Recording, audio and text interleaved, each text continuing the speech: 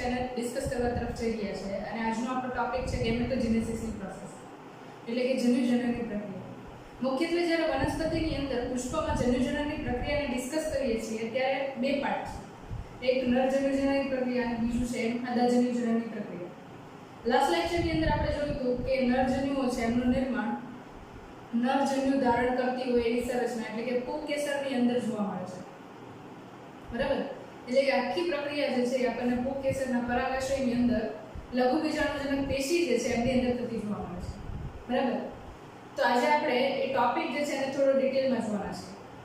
આજે આપણે નર જન્યુજનનની અવસ્થા જોવાના છે. નેક્સ્ટ લેક્ચરની અંદર માદા જન્યુજનન અવસ્થા છે એના માટે અભ્યાસ કરવાનો છે. Okay, let's start. ઓકે, ગેમેટોજેનેસિસની પ્રક્રિયા. ગેમેટ એટલે જન્યુઓ અને જીનેસિસ એટલે નિર્માણ થવું અથવા તો બનવું, બરાબર. ટુ સિન્થેસાઇઝ એટલે અહીંયા આપણે જન્યુઓ બનવાની પ્રક્રિયા જે છે એને આપણે કહીએ છીએ જન્યુજનનની પ્રક્રિયા. ખાસ કરીને આજે આપણે જે વાત કરીએ છીએ એ કઈ છે તો કે નર જન્યુજનનની પ્રક્રિયા. નર જન્યુજનનની પ્રક્રિયા છે એમાં આપણે વાત કરી રહ્યા છીએ આજે પરાગરજના નિર્માણની પ્રક્રિયા,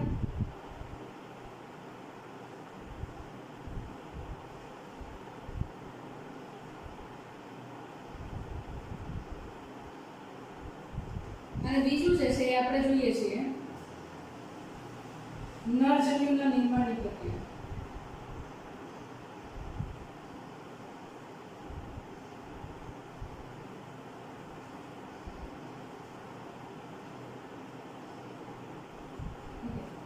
પરાગરજના નિર્માણની પ્રક્રિયા છે એને આપણે કહી શકીએ માઇક્રોસ્પોરોજેનેસિસ, બરાબર. નામ લખું છું, યાદ રાખવાની ટ્રાય કરજો, બરાબર. કારણ કે જો આ પૂછાશે તો ઇંગ્લિશમાં જશે મોસ્ટ પ્રોબેબલી. માઇક્રોસ્પોરોજેનેસિસ નર જન્યુના નિર્માણની પ્રક્રિયા છે એને આપણે કહીએ છીએ માઇક્રોગેમેટોજેનેસિસ. માઇક્રોગેમેટોજેનેસિસ. હવે બે પોઈન્ટ ઉપરથી તમને એક તો આઈડિયા આવી જ જાય કે પરાગરજ જે છે એ પોતે નર જન્યુ નથી. પરાગરજની અંદર હજી પણ કોષ વિભાજનની પ્રક્રિયા થાય છે અને એ કોષ વિભાજનની પ્રક્રિયાને અંતે આપણને બે નર જન્યુનું નિર્માણ થતું જોવા મળે છે, જે આગળ ઉપર ભવિષ્યમાં માદા જન્યુ અંડક અને દ્વિકીય કોષ કેન્દ્ર મધ્યમાં જે હાજર હોય ભ્રૂણપૂટમાં, બરાબર, એની સાથે ફલનની પ્રક્રિયા કરશે, જેને આપણે ડબલ ફર્ટિલાઇઝેશનની ઇવેન્ટ એટલે કે બીવડા ફલનની પ્રક્રિયા કહીએ છીએ. એમાં એ બે નર જન્યુઓ છે એ ભાગ ભજવશે. એટલા માટે આને કીધું છે માઇક્રોસ્પોરોજેનેસિસ અને આને કીધું છે માઇક્રોગેમેટોજેનેસિસ. નર જન્યુઓ અહીંયા બને છે પરાગરજની અંદર, એટલા માટે આને બે પાર્ટની અંદર આપણે ડિવાઈડ કરીએ છીએ. ઓકે, હવે ખાસ કરીને બંને જે છે એની અંદર વિભાજનની પ્રક્રિયા થાય છે, કોષ વિભાજન. પણ અહીંયા આગળ આપણે જોઈએ તો પરાગરજના નિર્માણની પ્રક્રિયા છે એ અર્ધીકરણ પ્રકારની છે અને નરજન્યુના નિર્માણની પ્રક્રિયા છે એ સમવિભાજન પ્રકારની છે. આ ખાસ નોટ કરવા જેવી બાબત છે, બરાબર. અહીંયા આગળ આ જે પ્રક્રિયા છે કેવી છે તો કે અર્ધીકરણ, બરાબર, અને આ જે છે એને આપણે કહીએ છીએ સમવિભાજનની પ્રક્રિયા, બરાબર. અર્ધીકરણ અને સમવિભાજનની પ્રક્રિયા ઓલરેડી તમે ચેપ્ટર નંબર 10 ની અંદર જોઈ ગયા છો, 11મા ધોરણની અંદર તમારે આવી ગયું છે, બરાબર. છતાં પણ ક્યારેક ટાઈમ મળશે તો અર્ધીકરણ અને સમવિભાજન માટે આપણે ડિટેલમાં લેક્ચર છે એ વ્યૂ કરાવશું. ઓકે, નેક્સ્ટ એના પછી વાત કરીએ અહીંયા તો પરાગરજના નિર્માણની પ્રક્રિયા અને નરજન્યુના નિર્માણની પ્રક્રિયા છે એ બંને અલગ અલગ સમય અને અલગ અલગ ટાઈમ પર અલગ અલગ જગ્યા પર થાય છે, બરાબર. હવે એને લઈને જોઈએ તો બીજા ઘણા બધા વર્ડ્સ છે કે જે આપણે જાણવા પડે, બરાબર. એક કહીએ છીએ આપણે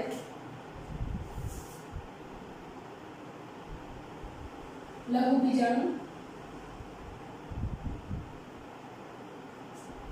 બીજું આપણે કહીએ છીએ લઘુબીજાણુજનક પેશી,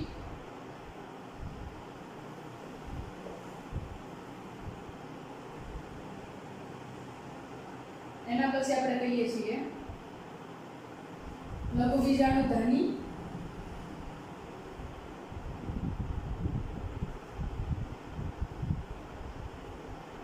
અને લાસ્ટ કહીએ છીએ લઘુબીજાણુધાનીધર. અને સૌથી પહેલું એક એડ કરી દઈએ આપણે નરજન્યુ.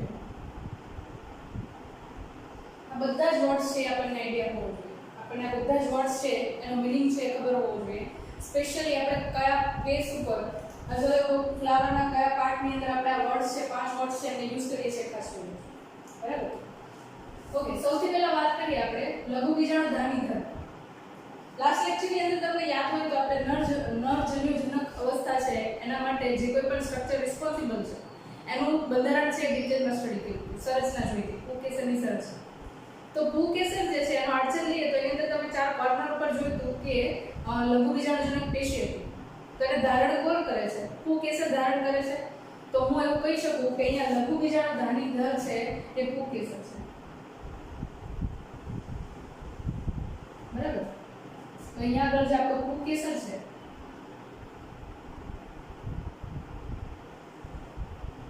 એને હું કહીશ લઘુ બીજાણુ ધાનીધર.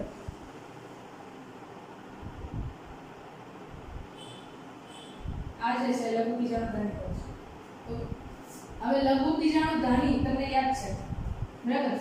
અહીંયા આપણે જુઓ તો જ્યારે આપણે એનું સેક્શન લેતા હતા ત્યારે 4 ખંડીય સંરચના આપણે જોઈ હતી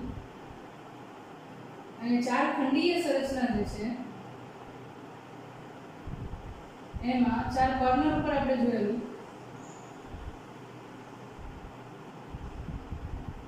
કે ચોક્કસ પ્રકારના કોષોનો સમૂહ જે છે એને આવરિત કરતી સંરચના. તો આ જે છે આપણે કહીશ લઘુ બીજાણુ ધાની. લઘુ બીજાણુ ધાની છે એની અંદરની તરફ જુઓ તો ચોક્કસ પ્રકારના પેશીનો સમૂહ આવેલો હતો બરાબર. એ ચોક્કસ પ્રકારના પેશીના સમૂહને હું નામ આપીશ લઘુ બીજાણુજનક પેશી બરાબર. એના પછી છે લઘુ બીજાણુ. લઘુ બીજાણુ છે એ લઘુ બીજાણુજનક પેશી જે છે એમની અંદર જ્યારે અર્ધીકરણની પ્રક્રિયા થશે ત્યારે એના પરિણામ સ્વરૂપે આપણને પરાગરજ મળે છે બરાબર. એ પરાગરજને આપણે કહીશું લઘુ બીજાણુ બરાબર. પરાગરજનું નિર્માણ થઈ ગયું. પરાગરજ છે એ પરાગકોટર જે છે એની અંદરથી સ્ફોટન ખાંચ વડે બહાર નીકળે છે અને વાતાવરણની અંદર મુક્ત થાય છે. ત્યારબાદ એની અંદર તમે જુઓ છો કે પરાગરજની અંદર સમવિભાજન પ્રકારે કોષનું વિભાજન થાય છે. અને સમવિભાજન પ્રકારે કોષનું વિભાજન થાય ત્યારે એની અંદર 2 કોષો જોવા મળે છે અને એ 2 કોષો જે છે એની અંદર પ્રોસેસ થઈને આપણને જે મળે છે ને એને આપણે કહીએ છીએ નરજન્યુ બરાબર. એટલે લઘુ બીજાણુની અંદર સમવિભાજન વડે નિર્માણ પામતા 2 જન્યુઓ છે એને આપણે કહીશું નરજન્યુ બરાબર. હવે આખી જે પ્રોસેસ જે છે એ કેવી રીતે થાય છે ને એ આપણે હમણાં ડિટેલમાં જોઈએ છીએ બરાબર. ઓકે, આઈ થિંક તમારા માટે આ જે છે એ ક્લિયર છે. આમાં કોઈ ડાઉટ નથી. પરાગરજના નિર્માણની પ્રક્રિયા છે એને માઇક્રોસ્પોરોજેનેસિસ કહીશું એટલે કે લઘુ બીજાણુજનનની પ્રક્રિયા. અહીંયા આપણે નરજન્યુના નિર્માણની પ્રક્રિયાને આપણે કહીશું લઘુ, આનું ગુજરાતી કરવું થોડું ડિફિકલ્ટ છે અને આપણે આમ જ રાખીએ નરજન્યુજનનના નિર્માણની પ્રક્રિયા એટલે માઇક્રોગેમેટોજેનેસિસ. લઘુ જન્યુજનક અવસ્થા. ઓકે, લઘુ જન્યુજનક અવસ્થા એવું કહી શકીએ આપણે બરાબર. હવે એના અંતે આટલા ટર્મ છે આપણને ક્લિયર હશે. લઘુ બીજાણુ ધાનીધર બરાબર. એ અહીંયા આગળ આપણે જોઈ લીધું. પુંકેસર જે છે એને આપણે લઘુ બીજાણુ ધાનીધર કહીશું. લઘુ બીજાણુ ધાની એટલે જે લઘુ બીજાણુજનક પેશીને સંગ્રહ કરીને અથવા તો કવર કરીને રાખે છે લઘુ બીજાણુજનક પેશી કે જેમાંથી ભવિષ્યમાં લઘુ બીજાણુ એટલે કે પરાગરજ બનશે અને એના અંતે નરજન્યુ. આઈ થિંક આ કોન્સેપ્ટ છે આપણા બધા માટે ક્લિયર છે.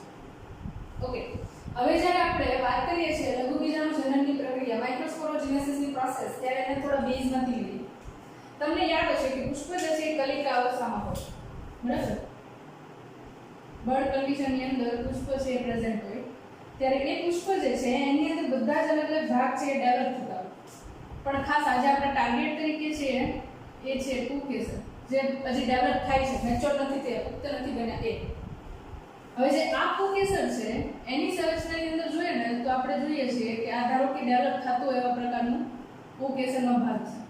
તો અહીંયા આગળ તમે જે આ સેલ જોવો છો ને એને કહેવાય આર્કિસ્પોરિયલ સેલ. એને આપણે નામ આપીએ છીએ આર્કિસ્પોરલ સેલ બરાબર. હવે આ સ્પેશિયલ ટાઈપનો કોષ છે કે જે પુંકેસરની અંદર પરાગાશયની સંરચનામાં રહેલી બે પ્રકારની પેશી જે છે એનું નિર્માણ કરશે. સૌથી પહેલા એની અંદર બે પ્રકારની પેશી સંરચના નિર્માણ પામશે. બરાબર. હવે અહીંયા આગળ આપણે સેક્શન લીધો છે તો એક આપણી મેઇન જે છે એ સ્ટ્રક્ચર કયું તો કે લઘુ બીજાણુજનક પેશી, અને બીજું જે છે એ તમે જુઓ છો કે એને આવૃત કરતા લેયર્સ સ્તર જોઈએ આપણે. 4 સ્તર હતા અલગ અલગ. બરાબર. તો સૌથી પહેલા આર્કિસ્પોરલ સેલ જે છે એ બે પ્રકારના કોષોની અંદર ડિવાઈડ થશે. એક જે છે લઘુ બીજાણુજનક પેશી બનાવશે,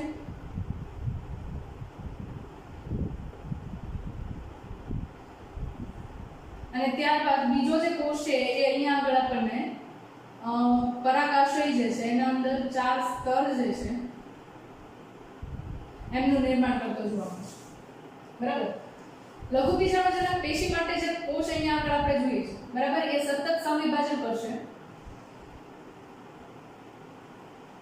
અને હા, એ પણ યાદ રાખવું કે એની અંદર જે નંબર ઓફ ક્રોમોસોમ છે એ 2n માં છે, અને સમવિભાજનથી બનાવે છે એટલે ઘણા બધા કોષો છે અહીંયા ભેગા થઈને આખો કોષનો સમૂહ બનાવશે, જેને તમે કહો છો લઘુ બીજાણુજનક પેશી.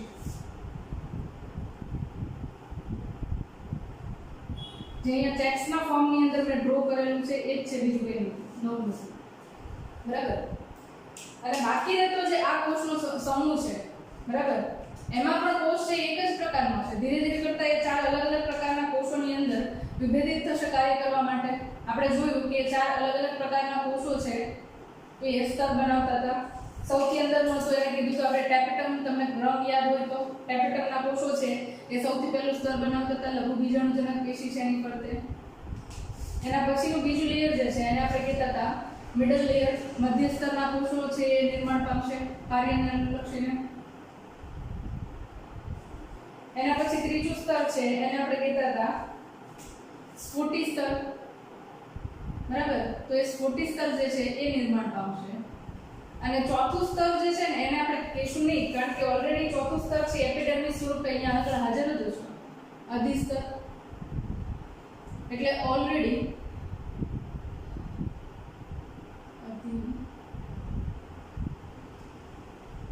સ્તર. બરાબર.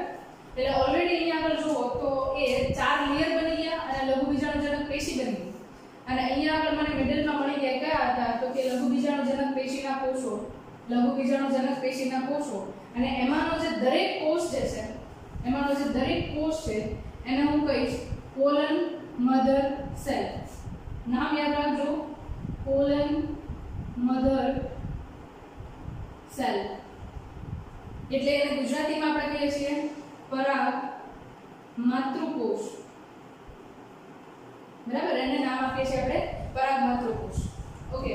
નેક્સ્ટ એના પછી વાત કરીએ તો કોલન મધર સેલ છે ને માઇક્રો સ્પોર મધર સેલ તરીકે પણ ઓળખવામાં આવે છે. માઇક્રો સ્પોર મધર સેલ તરીકે પણ ઓળખવામાં આવે છે. બરાબર. કે જેમાંથી પરાગરજનું નિર્માણ થવાનું છે. બરાબર. હવે અહીંયા આગળ દરેક કોલન મધર સેલ છે એ કેપેબલ છે અર્ધીકરણની પ્રક્રિયા વડે 4 કોષોનો સમૂહ નિર્માણ કરશે, જેને આપણે કહીએ છીએ પરાગ ચતુષ્ક. બરાબર. અને પરાગ ચતુષ્ક છે એમાંનો ઇન્ડિવિડ્યુઅલ એક સેલ છે એને આપણે કહીશું પરાગરજ. બરાબર. અને પરાગરજ જે છે એની અંદર જન્યુઓના નિર્માણની પ્રક્રિયા થશે અને એની અંદર તમને 2 જન્યુઓ નિર્માણ પામતા જોવા મળશે, જેને તમે કહેશો નરજન્યુ. બરાબર. તો આ જે છે એ આખી પ્રોસેસ છે એને આપણે જોવાનું છે. તો હાલમાં જે આપણે સંરચના જોઈ એ કયું છે તો કે એક તો કોન્સેપ્ટ ક્લિયર કર્યા કે નામ જે છે એની અંદર સૌથી વધારે આપણે કન્ફ્યુઝ થઈએ છીએ કે કયા નામ છે અને કઈ રીતે કહી શકીએ. અને બીજું કે બેઝિક મેપ લીધો કે પરાગરજ છે એ ડેવલપ થાય છે તો પુષ્પમાં જ્યારે કલિકા અવસ્થા હોય, બરાબર, પુષ્પમાં જ્યારે કલિકા અવસ્થા હોય ત્યારે કેવી રીતે પરાગરજ છે એનું નિર્માણ થવા માટે વિભાજનની પ્રક્રિયા થાય છે, અને વિભાજનની પ્રક્રિયાના અંતે આપણને નવા કોષો જે છે એ ડેવલપ થયેલા જોવા મળે છે, જે ભવિષ્યમાં પરાગરજનું નિર્માણ કરશે. બરાબર.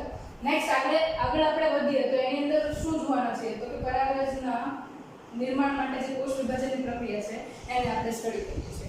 ઓકે ઓકે હવે જે આપણે જોઈએ છે એ પરાગરજના નિર્માણની પ્રક્રિયા જોઈએ છે. Development of pollen grain.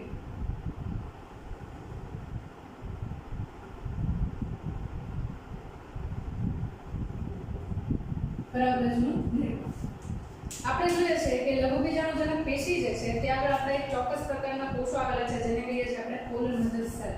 બરાબર. તો અહીંયાથી હું એક સેલ જે છે એને હાઇલાઇટ કરીને બહાર કાઢું છું. ફોર એક્ઝામ્પલ આ સેલ છે એને હું અહીં આગળ બહાર કાઢું છું. ને સેલ જે છે એને આપણે કહીએ છીએ પોલન મધર સેલ. લઘુબીજાણુજનક માતૃકોષ અથવા લઘુબીજાણુ માતૃકોષ. બરાબર. લઘુબીજાણુ માતૃકોષ. ઓકે લઘુબીજાણુ માતૃકોષ જે છે એની સૌથી પહેલા આપણે પ્લોઇડી જોઈએ એટલે કે એની અંદર નંબર ઓફ ક્રોમોસોમ કેટલા છે. બરાબર. પ્લોઇડી એટલે કે નંબર ઓફ ક્રોમોસોમ કેટલા છે એ પહેલા આપણે જોઈએ. તો અહીંયા આગળ જોઈએ તો પોલન મધર સેલ જે છે એ 2n કન્ડિશનની અંદર છે. એટલે કે એની અંદર નંબર ઓફ ક્રોમોસોમ છે ડબલ હશે એટલે કે દરેક રંગસૂત્રની બે જોડીઓ છે એમની અંદર હાજર હશે. બરાબર છે. ઓકે તો પ્લોઇડી જો પૂછવામાં આવે તમને MCQ ની અંદર તો આ 2n કહી શકીએ. ફોર એક્ઝામ્પલ તમને MCQ આપ્યો છે કે ચોખા જે છે બરાબર એમની અંદર તમે જુઓ તો એના પરાગરજની અંદર 24 રંગસૂત્રો આવેલા છે. તમને ટ્વિસ્ટ કરીને ક્વેશ્ચન એવું પૂછે. મેં ક્વેશ્ચનની અંદર તમને એવું કીધું છે કે પરાગરજની અંદર 24 રંગસૂત્રો છે. બરાબર. તો એમાં તમને ક્વેશ્ચનમાં ટ્વિસ્ટ કરીને એવું પૂછે કે પરાગરજની અંદર જો 24 રંગસૂત્રો હોય તો પોલન મધર સેલ એટલે કે પરાગ માતૃકોષ અથવા તો લઘુબીજાણુ માતૃકોષ એની અંદર કેટલા રંગસૂત્રો હશે. તો ચોખાના કોષની અંદર 24 પરાગરજના કોષો 24 રંગસૂત્રો આવેલા છે. બરાબર. તો એનો મતલબ એવો કે અર્ધીકરણની પ્રક્રિયાને અંતે 24.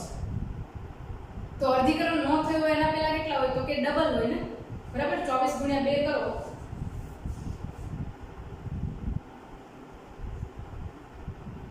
અડતાલીસ રંગસૂત્રો છે એ તમને પોલન મધર સેલની અંદર જોવા મળે. બરાબર. આ જે છે એ તમારે થોડું મગજ છે એનો ઉપયોગ કરવાનો અને મગજના ઉપયોગથી આ ક્વેશ્ચનનો આન્સર આપવાની ટ્રાય કરવાનો. બરાબર. કારણ કે ઓલરેડી તમને પહેલા જ મેં લેક્ચરની અંદર ક્લિયર કરી દીધું કે આ બાજુ આપણે જોઈતું કે પોલન મધર સેલ જે છે એ અર્ધીકરણની પ્રક્રિયામાંથી પરાગરજ બનાવશે અને પરાગરજ છે એમાંથી સાવ વિભાજન વડે જે નરજન્યુઓ છે એમનું નિર્માણ થશે. બરાબર. તો આ તમને બહુ સરસ રીતે ક્લિયર હોવું જોઈએ કે અર્ધીકરણની પ્રક્રિયા બાદ અહીંયા આગળ પરાગરજનું નિર્માણ થાય છે. બરાબર. તો હવે લઘુબીજાણુ માતૃકોષ એટલે કે પોલન મધર સેલ છે PMC. બરાબર. એની અંદર અર્ધીકરણની પ્રક્રિયા શરૂ થાય છે. બરાબર. હવે અત્યારે જે હાલમાં આપણે તબક્કાની વાત કરીએ છીએ એ માઇક્રોસ્પોરોજેનેસિસની પ્રોસેસ છે. બરાબર. એ માઇક્રોસ્પોરોજેનેસિસની પ્રોસેસ છે. અહીંયા આગળ પહેલું અર્ધીકરણ થશે. અર્ધીકરણ 1 એટલે અહીંયા આગળ બે કોષો નિર્માણ થશે. અર્ધીકરણ 1 ની પ્રક્રિયા થશે એટલે અહીંયા આગળ બે કોષો છે એ નિર્માણ થશે. બરાબર. હવેની પ્રક્રિયા છે એની અંદર અર્ધીકરણ 2 ની પ્રક્રિયા થાય છે.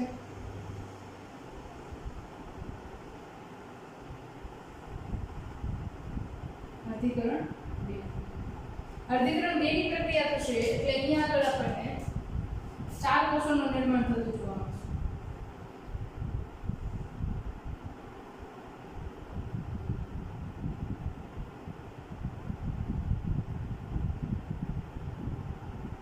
અને આ 4 કોષો જે છે એ દરેક કોષ પરિપક્વ થયા બાદ ઇન્ડિવિડ્યુઅલ પરાગરજ એટલે કે એક પરાગરજ તરીકે કાર્ય કરશે.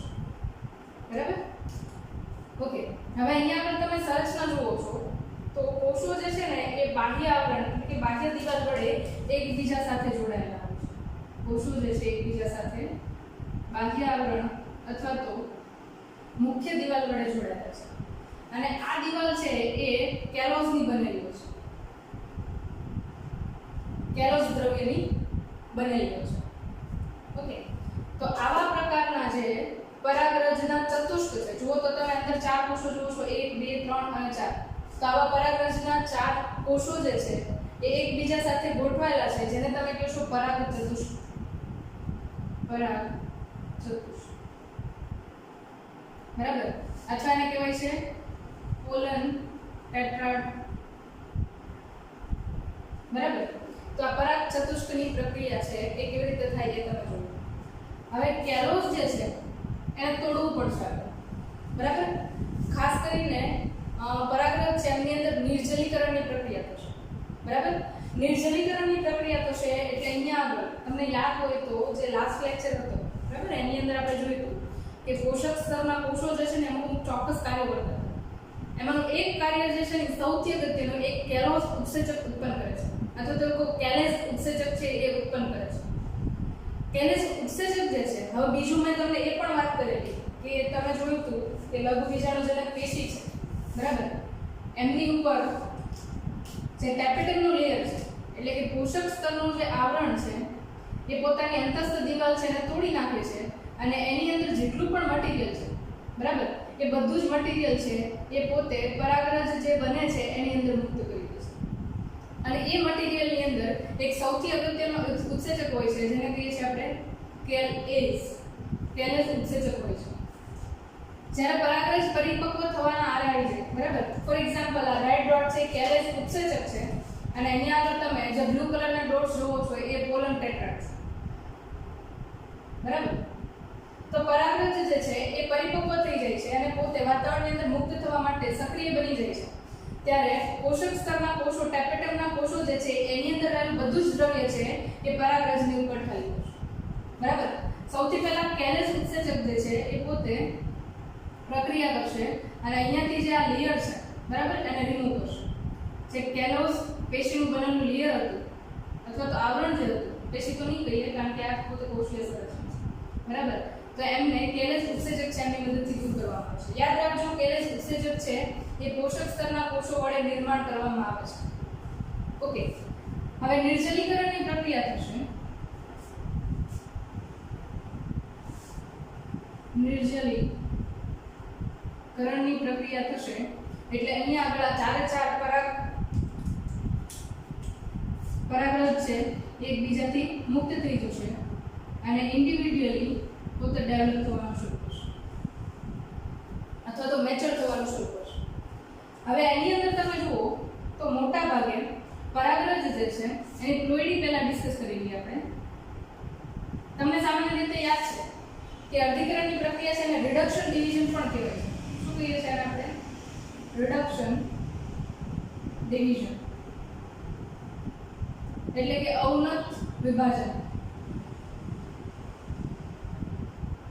અવનત વિભાજનની પ્રક્રિયા શું છે? અવનત એટલે ઘટાડો થવો, રિડક્શન એટલે ઓક્સિડેશન રિડક્શનની વાત નથી કરતા આપણે. અહીંયા રિડક્શનનો બીજો મીનિંગ એટલે કે ઘટાડો પામવાની પ્રક્રિયા છે, એના માટે વાત કરીએ છીએ. તો અવનત વિભાજન છે એની અંદર શું થાય છે તો કે રંગસૂત્રોની સંખ્યા જે પિતૃકોષ હોય એટલે કે જેની અંદરથી કોષ વિભાજનની પ્રક્રિયા ચાલુ થાય છે એ કોષની અંદર જે રંગસૂત્રની સંખ્યા છે એની કરતા પુખ્ત બનેલા કોષ છે એની અંદર રંગસૂત્રની સંખ્યા અડધી જોવા મળે છે. એટલે અહીંયા આગળ 2n/n હાફ કરો, 2n/2 કરો તો 2 રિમૂવ થયા, હાફ થઈ ગઈ સંખ્યા. એટલે અહીંયા આગળ દરેક તમને જે પોલન ગ્રેન પરાગરજ જોવા મળે છે એની અંદર નંબર ઓફ ક્રોમોસોમ n હશે. એટલે હું એવું કહું કે અહીંયા આગળ તમે પોલન મધર સેલ છે એની અંદર જોયું હતું કે દરેક રંગસૂત્રની જોડી છે એની અંદર બે રંગસૂત્રો હતા. આ પહેલા રંગસૂત્રની જોડી, આ બીજા રંગસૂત્રની જોડી. એવી રીતે અહીંયા આગળ હું કહું તો n નંબરમાં ડિવાઈડ થઈ જાય એટલે અહીંયા આગળ દરેક રંગસૂત્રની એક જ જોડી હશે. એક જ રંગસૂત્રની જોડ હશે પહેલાની, બીજાની એક જ જોડ હશે, બીજી જોડ અહીં આગળ હશે. બરાબર? એ જે છે એ આગળ પ્રોસેસમાં તમને સમજાશે. બરાબર? તો અહીંયા આગળ અર્ધીકરણની પ્રક્રિયા વડે ચાર કોષો બને છે, એમની પ્લોઇડી જે છે n છે. ફરીથી ક્વેશ્ચન પૂછે તમને, અહીંયા ડબલ પૂછે કે આ વનસ્પતિના કોષો છે એમની અંદર પોલન મધર સેલમાં 48 રંગસૂત્રો હતા. બરાબર? તો એ પરાગરજ બની ગયા પછી એમની અંદર રંગસૂત્રોની સંખ્યા કેટલી હશે અને 2 કરો, જવાબ આવી ગયો 24. આમથી કાન પકડો કે આમથી પકડો, બે સેમ છે. બરાબર? પણ માઇન્ડમાં એકવાર કોન્સેપ્ટ ક્લિયર થઈ જાય તો તમને તકલીફ નહીં પડે. ઓકે, તો નિર્જલીકરણની પ્રક્રિયા વડે કેલેસ ઉત્સેચકની મદદથી કેલોસનું આવરણ છે તૂટે છે. બરાબર? જે પોષક દ્રવ્યના કોષો છે, પોષક સ્તરના કોષો છે એમના વડે પ્રક્રિયા કરવામાં આવે છે. બરાબર? અને હવે આ પરાગરજ છે મુક્ત થઈ ગઈ છે. હવે આપણે જોવાની છે પરાગરજની સંરચના. હજી આ પરાગરજ છે એ બની ગઈ છે પણ એનું ડેકોરેશન છે બાકી છે એટલે થોડું ધ્યાનથી સમજવાની ટ્રાય કરજો. અત્યારે આપણે જોઈએ છીએ પરાગરજની સંરચના. પરાગરજની જે સંરચના છે એની અંદર ખાસ વાત કરીએ તો આપણે હવે અહીંયા એક જ પરાગરજ લઈએ, બધી પરાગરજની જરૂરિયાત નથી, બરાબર? એઝ અ રિપ્રેઝેન્ટેટિવ એક જ પરાગરજ લઈએ, બરાબર? હવે પરાગરજ છે એની સંરચના સમજવાની ટ્રાય કરીએ તો તમને યાદ હશે કે અહીંયા આગળ પોષક સ્તરના કોષો છે ને એ સ્પોરોપોલિનિન માટે યુવી બોડી જે છે એ રિલીઝ કરતા હતા. ફોર એક્ઝામ્પલ આ ગ્રીન કલરના ડોટ્સ જે છે એ સમજી લો કે યુવી બોડી છે, બરાબર? એ યુવી બોડી જે છે એની અંદરથી ચોક્કસ પ્રકારનું દ્રવ્ય આવતું હતું જેને કહેતા હતા આપણે સ્પોરોપોલિનિન, જેને આપણે કહીએ છીએ સ્પોરોપોલિનિન, બરાબર? તો અહીંયા આગળ એ યુવી બોડી જે છે એમાંથી મટીરીયલ રિલીઝ થશે અને એ પરાગરજની ફરતે વિખરાવવાનું સ્ટાર્ટ કરશે. હા, પણ લાક્ષણિક છે કે સ્પોરોપોલિનિનનું જે સ્તર જે છે ને એ આખી પરાગરજને નહીં ઢાંકે. સ્પોરોપોલિનિન છે એક પ્રકારનું કહેવાય ને મેજિકલ મટીરીયલ છે કે જેને કુદરત તરફથી બધા વરદાન મળેલા છે, બરાબર? ફોર એક્ઝામ્પલ એવું કહું કે એસિડ અને બેઝ સામે પ્રોટેક્ટિવ છે.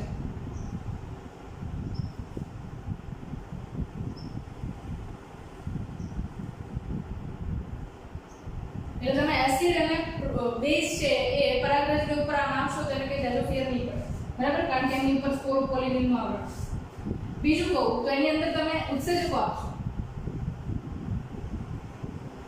એટલે કે અલગ અલગ પ્રકારના ઉત્સેચકો છે એ તમે સ્પોરોપોલિનિનની ઉપર નાખો છો તો પણ એની કોઈ અસર નથી, બરાબર? એટલે જ મેં કીધું કે કુદરતનું ચોક્કસ વરદાન છે એવું કહી શકીએ, બરાબર?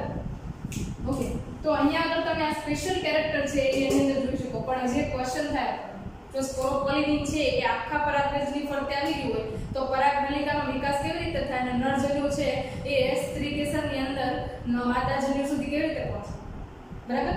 પણ એવું થશે નહીં. અહીંયા આગળ તમે જુઓ છો કે સ્પોરોપોલિનિનનું આવરણ જે છે એ ત્રુટક છે, એકદમ સળંગ નથી. અમુક જગ્યાએ તમને સ્પોરોપોલિનિન છે એ ગેરહાજર જોવા મળે છે. તો સ્પોરોપોલિનિન જે જગ્યાએ ગેરહાજર છે એને આપણે કહીએ છીએ આ જે છિદ્ર જેવી સંરચના જોવા મળે છે એને તમે કહેશો જમપોર. ગુજરાતીમાં એને કહીએ છીએ જનન છિદ્ર.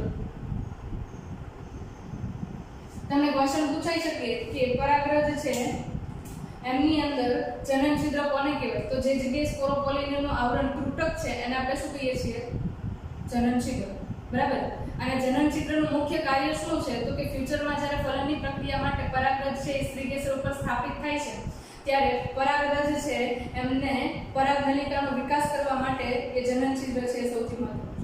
કારણ કે કોષ પાસે એસિડ અને બેઝ છે ઉત્સેચકો છે એ જો સ્પોરોપોલિનિનને ભેદી નહીં શકે તો પછી એવી કોઈ પ્રોસેસ છે જ નહીં કે જેના કારણે પરાગનલિકા બહાર નીકળે.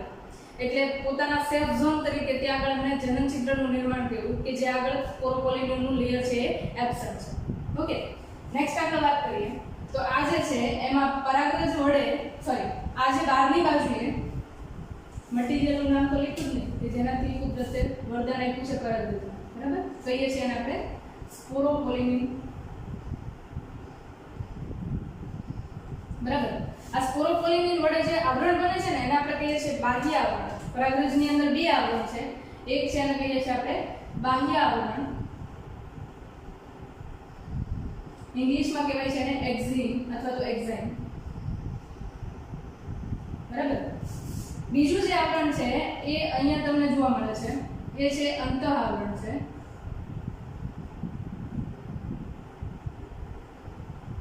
જેને તમે કહેશો ઇન્ટાઇન, બરાબર? અને ઇન્ટાઇનનું જે આવરણ જે છે મુખ્યત્વે બે દ્રવ્યોનું બનેલું છે, એક જે છે સેલ્યુલોઝ અને બીજું છે પેક્ટિન. પેક્ટિન એન્ડ સેલ્યુલોઝ ના મિશ્રણ વડે અંતઃ આવરણ જે છે તમને બનેલું જોવા મળે છે, બરાબર? એટલે મુખ્યત્વે તમે પરાગરજની સંરચના જુઓ તો આ પ્રકારે કંઈક તમને સંરચના જોવા મળે છે. ઓકે, આ જે ટોપિક છે બાકી છે જોઈએ. પરાગરજ જે છે એ મુખ્યત્વે જુઓ તો એની અંદર હવે જુઓ તમે એક પ્રોસેસ જોઈ ગયા કઈ તો કે એક જોઈ ગયા તમે અર્ધીકરણની પ્રક્રિયા, એટલે તમે આ જે પ્રોસેસ જોઈ ગઈ છે તો કે માઇક્રોસ્પોરોજેનેસિસ,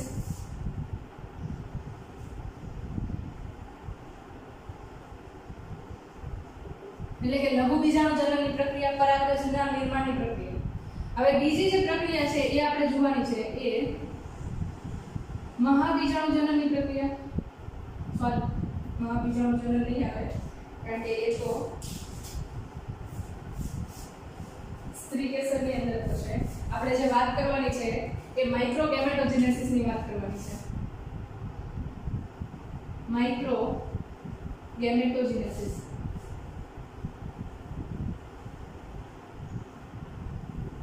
બહુ ભારે ગુજરાતી કરેલું આપણે યાદ નથી કર્યું એને. લઘુજન્યુજનન. હા, લઘુજન્યુજનનની પ્રક્રિયા. બરાબર, એ આપણે જોઈએ. હવે પરાગરજની આગળ આપણી પાસે રેડી છે. એની અંદર ન્યુક્લિયસ છે જેની અંદર n નંબર ઓફ ક્રોમોઝોમ છે, એટલે કે પ્લોઇડી એની n છે, half number of chromosome present છે. તો એ પરાગરજ છે એની આગળ આપણી પાસે આજે છે. હવે એ પરાગરજની અંદર જે ન્યુક્લિયસ છે ને એની અંદર હજી પણ કોષ વિભાજનની પ્રક્રિયા ચાલુ થઈ ગઈ છે. એટલે કે પરાગરજનો કોષ જે છે એની અંદર હજી કોષ વિભાજનની પ્રક્રિયા છે ચાલુ થઈ છે.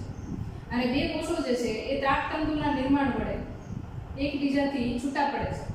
પણ આ વખતે જે તમે પ્રક્રિયા જુઓ છો એ કેવી છે તો કે સમવિભાજન પ્રકારની છે. બરાબર, ડેકોરેશન લાસ્ટમાં તો શું કરેલું છું તો પરાગરજ છે એની અંદર સમવિભાજન પ્રકારની પ્રક્રિયા થશે.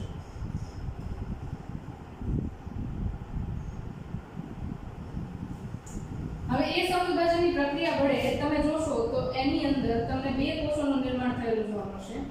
એક જે છે નાનો અને ત્રાકાકાર કોષ હશે. બરાબર, એ કોષને કહેશો તમે જનન કોષ. અને બીજો ઉપરની તરફ હશે કે જેની અંદર તમને મોટી રસધાની જોવા મળશે અને મોટો કોષ કેન્દ્ર જોવા મળશે. એને તમે કહેશો વાનસ્પતિક કોષ. એટલે પરાગરજની અંદર બે કોષોનું નિર્માણ થાય છે સમવિભાજનની પ્રક્રિયા વડે.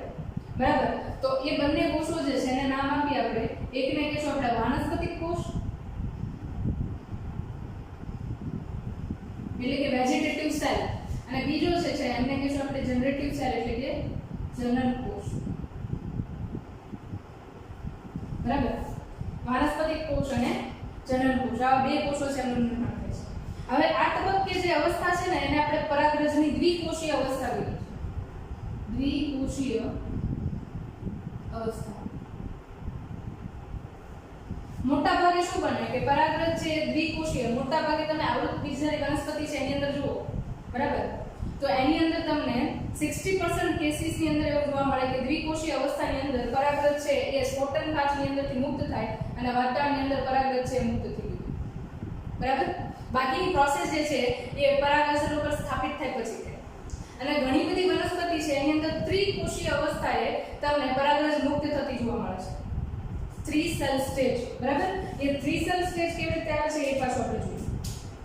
દ્વિકોષીય અવસ્થાની અંદર તમે જુઓ છો જનન કોષ. ઓકે, વાનસ્પતિક કોષ જે છે ને એ ભવિષ્યમાં શું કામ કરે છે તો કે પરાગનલિકાના નિર્માણમાં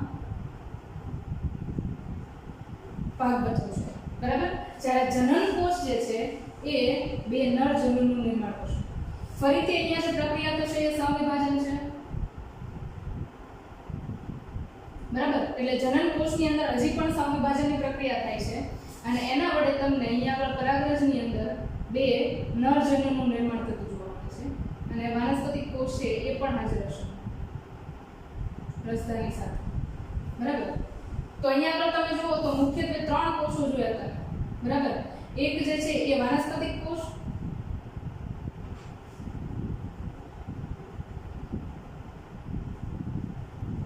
બીજો જે છે એ તમે અહીંયા જુઓ છો બે નરજનન. બરાબર, અને ફરીથી એ સમવિભાજનની પ્રક્રિયા વડે નિર્માણ પામે છે. હવે અહીંયા આગળ પ્લોઇડીને લઈને ક્વેશ્ચન પૂછાય, બહુ કન્ફ્યુઝન વાળો છે. બરાબર, તમે જોયું હતું કે પરાગરજ છે એની પ્લોઇડી કેવી હતી? n હતી. તો અહીંયા પરાગરજની પ્લોઇડી આપણે n લઈએ. સાથે સાથે એની અંદર સમવિભાજનની પ્રક્રિયા થાય છે એટલે કે રંગસૂત્રો સમાન સંખ્યામાં વહેંચણી પામશે. એટલે પિતૃકોષ એટલે કે જેની અંદરથી કોષ વિભાજનની પ્રક્રિયા ચાલુ થાય છે એમની અંદર જેટલા પ્રમાણની અંદર રંગસૂત્ર આવશે એટલા જ એમના બાળકોષની અંદર આવશે. એટલે અહીંયા આગળ પરાગરજની અંદર જ્યારે કોષ વિભાજન થાય છે ત્યારે બે કોષ વાનસ્પતિક કોષ અને જનન કોષ બંને નિર્માણ પામે છે. તો બંનેની અંદર રંગસૂત્રોની સંખ્યા n જ હશે. બરાબર, એ જ રીતે સમવિભાજન વડે જ્યારે પરાગરજ છે એ હજી પણ જનન કોષ દ્વારા બે નરજનીનું નિર્માણ કરે છે, મેલ ગેમેટ્સનું નિર્માણ કરે છે, ત્યારે એમની અંદર પણ પ્લોઇડી તમને n જ જોવા મળશે કારણ કે બધી જ પ્રક્રિયા સમવિભાજન પ્રકારની છે. તો તમને અહીંયાથી લઈને અહીંયા સુધીમાં ક્યારે પણ હવે ક્વેશ્ચન પૂછાય તો તમારું કન્ફ્યુઝન નહીં રહેવું જોઈએ. બરાબર? પહેલેથી એકવાર ફ્લુઇડ છે એને ડિસ્કસ કરી લઈએ. અર્ધીકરણની પ્રક્રિયા વડે પોલન મધર સેલ છે એમની અંદરથી પરાગરજ પરાગ ચતુષ્ક બનાવશે. એટલે પોલન મધર સેલ છે એની ફ્લુઇડ 2n હશે, નંબર ઓફ ક્રોમોઝોમ એમની અંદર ડબલ હશે, દરેક રંગસૂત્રની એક જોડી હશે, એટલે કે દરેક જોડીમાં 2 રંગસૂત્રો હાજર હશે. બરાબર? હવે જ્યારે નરજન્યુજનનની પ્રક્રિયા છે આગળ વધે છે, માઇક્રોસ્પોરોજેનેસિસ પરાગજનનની પ્રક્રિયા છે આગળ વધે છે, ત્યારે ત્યાં આગળ તમને બનતા પરાગરજની અંદર નંબર ઓફ ક્રોમોઝોમ હાફ જોવા મળે છે, એટલે કે અડધા જોવા મળે છે. તો અડધા થયેલા પરાગરજ છે, અડધા થયેલા રંગસૂત્રો ધરાવતી પરાગરજ છે એમની અંદર તમે જુઓ તો દરેક રંગસૂત્રમાંની જોડીનું એક જ રંગસૂત્ર હાજર હશે, જોડીમાંના બંને રંગસૂત્રો હાજર નથી. એટલે હું એવું કહું કે અહીંયા આગળ ધારો કે 24 રંગસૂત્રો છે, બરાબર? પિતૃકોષની અંદર 48 રંગસૂત્રો છે, તો દરેક રંગસૂત્રની અંદર જે જોડીમાંનો એક રંગસૂત્ર છે એ જ તમને એક પરાગરજની અંદર જોવા મળશે. બરાબર? એટલે 24 જોડી રંગસૂત્રો છે એમાંના એક રંગસૂત્રો છે એ દરેક પરાગરજની અંદર હાજર હશે, જોડીમાંના બંને રંગસૂત્રો છે હાજર હશે નહીં. બરાબર? હવે પછી શું થાય છે તો કે પરાગરજ છે એની અંદર માઇક્રોગેમેટોજેનેસિસ એટલે કે નરજન્યુજનક અવસ્થાની શરૂઆત થાય છે. બરાબર? તો નરજન્યુજનક અવસ્થામાં પરાગરજની અંદર n નંબર ઓફ ક્રોમોઝોમ એમની અંદર ફરીથી સમવિભાજનની પ્રક્રિયા વડે વાનસ્પતિક કોષ અને જનન કોષ બને છે.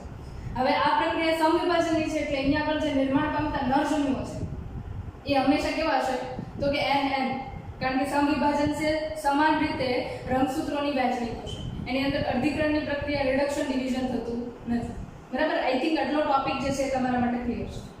હજી પણ પરાગરજ જે છે ને એની અંદર તમને ઘણી બધી લાક્ષણિકતાઓ જોવા મળે. ફોર એક્ઝામ્પલ, પરાગરજ છે પોસિબલ છે એવું કે એ ઘણા બધા વર્ષો સુધી વાયબલ હોય, અથવા તો પરાગરજ છે એ તમને વધીને 30 મિનિટની અંદર મૃત્યુ પામતી જોવા મળે. ફોર એક્ઝામ્પલ ઘઉં છે, બરાબર? એની જે વનસ્પતિ છે એમની પરાગરજ છે એ વાતાવરણની અંદર મુક્ત થાય તો એના 30 મિનિટની અંદર એ એક્સપાયર થઈ જશે, અને પછી જો એ પરાગાસન સુધી પહોંચે છે તો ફલનની પ્રક્રિયામાં ભાગ નહીં ભજવે અને પરાગનલિકાનું અંકુરણ પણ નહીં થાય. પણ ઘણી બધી પરાગરજ છે એ એવી છે, ફોર એક્ઝામ્પલ લેગ્યુમિનોસી, રોઝેસી, બરાબર? આવા પ્રકારની કુળની જે વનસ્પતિ છે એ વનસ્પતિની અંદર તમે જુઓ તો પરાગરજ છે ઘણા બધા મહિનાઓ સુધી પણ જીવંત રહી શકે છે. બરાબર? તો પરાગરજની એવી લાક્ષણિકતાઓ પણ છે. ઓકે, હવે પરાગરજ જે છે ને એની અંદર બીજી પણ કેટલીક ખાસિયત જોવા મળે છે. મેં તમને કીધું ને કે એને ડેકોરેટ આપણે પાછળથી કરીશું. તો ઘણીવાર પરાગરજ છે તમને કાંટાવાળી જોવા મળે છે, જેના કારણે એ બીજા કોઈ સજીવ શરીરની સાથે ચોંટી શકે અને એ સજીવ જે છે એ એમને એક જગ્યાએથી બીજી જગ્યાએ ટ્રાન્સફર કરવાનું કામ કરશે. ઘણીવાર પરાગરજ છે એકદમ લીસી જોવા મળે છે, એટલે કે એની પરનું આવરણ જે છે ને એ એકદમ સ્મૂથ હોય. બરાબર?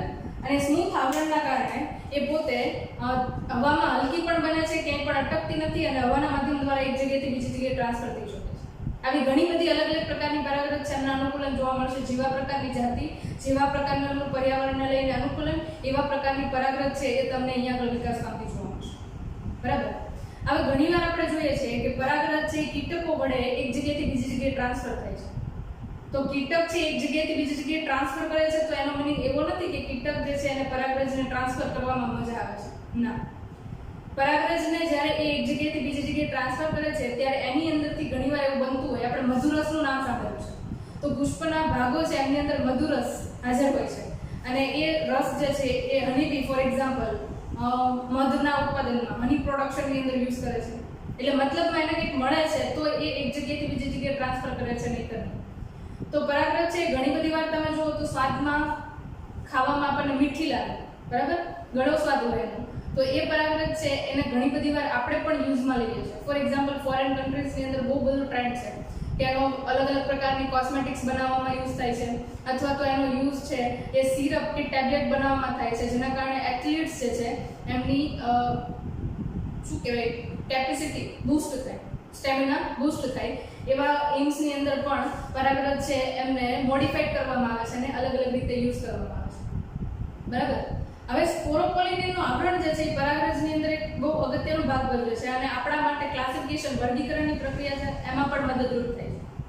ક્લાસિફિકેશન એટલે કે વર્ગીકરણની જે પ્રક્રિયા છે એની અંદર તમે જુઓ તો આપણે જોઈએ છે કે જે આપણને પહેલા પૂર્વજો તરફથી જે કંઈ પણ કેરેક્ટર મળે છે એને લઈને આપણે આખો બેઝ બનાવીએ છીએ અને પછી વર્ગીકૃત કરીએ.